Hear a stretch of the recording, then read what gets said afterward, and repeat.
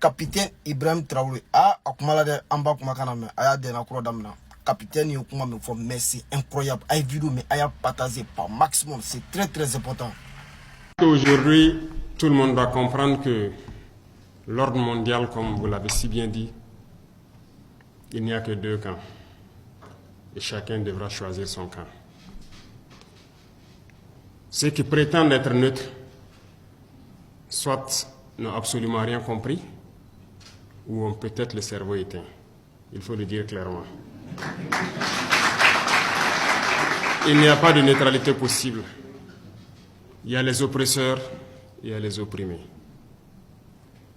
Et en tant que révolutionnaire, un révolutionnaire aime tous les peuples. La preuve, ils sont nombreux à venir d'autres continents pour appuyer, pour nous aider dans ce combat.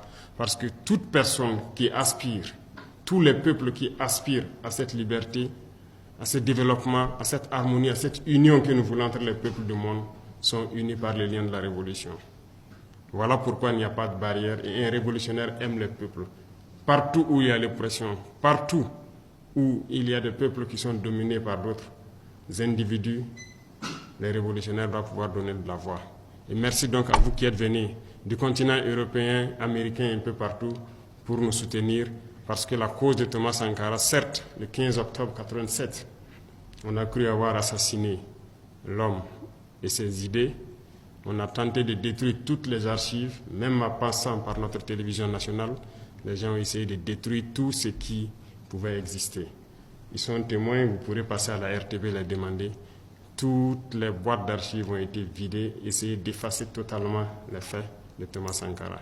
Dieu merci, certains ont pu conserver beaucoup de choses de lui. Aujourd'hui, plus que jamais, on se rend compte que l'homme, oui, la chair s'en est allée, mais l'esprit demeure sur le monde.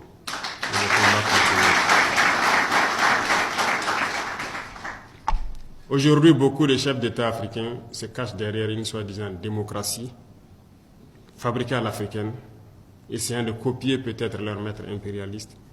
Mais aujourd'hui, la démocratie montre ses limites. Elle s'est développée, elle atteint son apogée. Aujourd'hui, elle est en déclin. Ça, il faut le reconnaître. Il faut que nous arrivions à fabriquer notre modèle. Et notre modèle, c'est africain. Et tel qu'ils le disent, si la signification du mot démocratie est telle qu'ils le disent, c'est que c'est né en Afrique.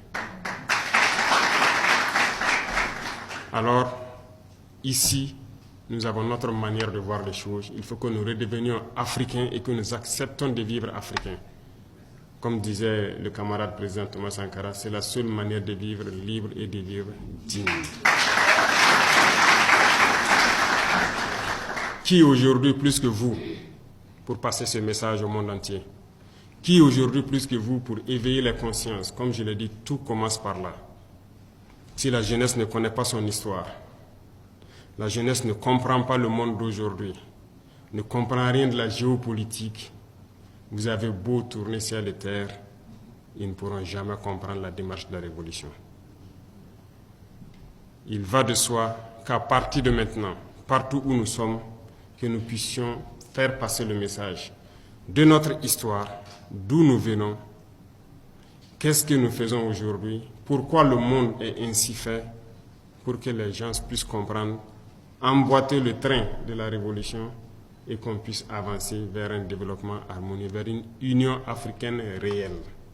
Car cette Union africaine qu'on le dit aujourd'hui de façade, on ne la sent pas. Il n'y a pas d'union.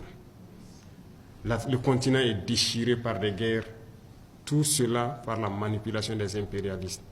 Ils ne veulent que nous voir déchirés, nous entretuer pendant qu'on pille nos richesses.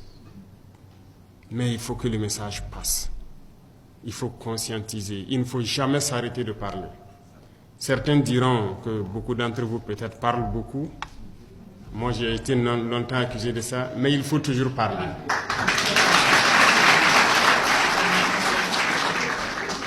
J'ai rencontré une fois le président vénézuélien.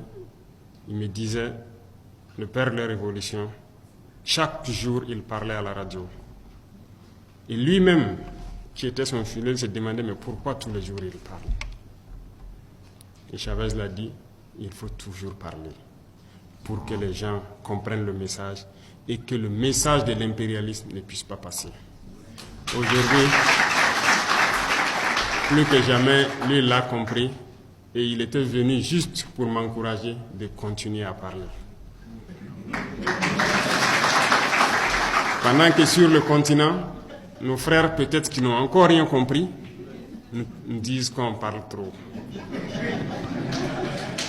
Et souvent, ce sont ces soi-disant intellectuels qui n'ont peut-être pas compris, qui ont été totalement formatés par le système occidental, par le système impérialiste, qui trouvent qu'on parle trop. Parce qu'ils ne peuvent pas comprendre et percevoir le message qu'on passe.